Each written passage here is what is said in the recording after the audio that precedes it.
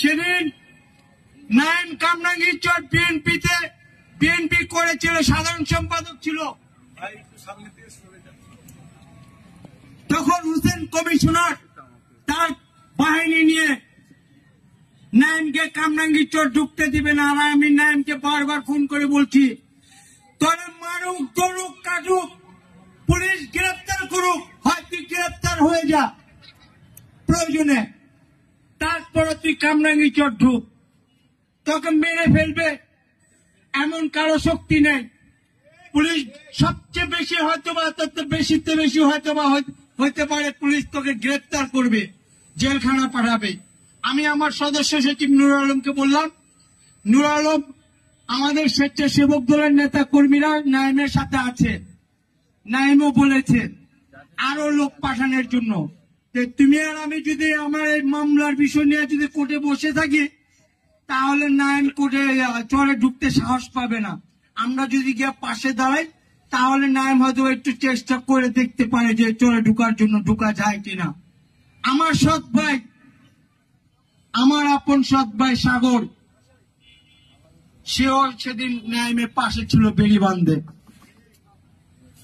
যদি মিথ্যা কথা বলে থাকে, নাইমে অবশ্যই দাঁড়িয়ে বলবে যে না সাইমা, তুই মাথায় টুপি দিয়ে মিথ্যা কথা কেন কইতাছ।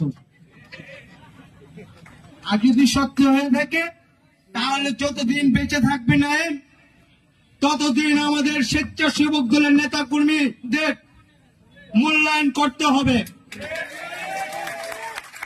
আমি বেঁচে থাকি আর না থাকি, আমাদের স্বেচ্ছাসেবক দলের প্রত্যেকটা কর্মীকে নাইমের মূল্যায়ন করতে হবে। আমরা নাইমের পাশে থাকবো।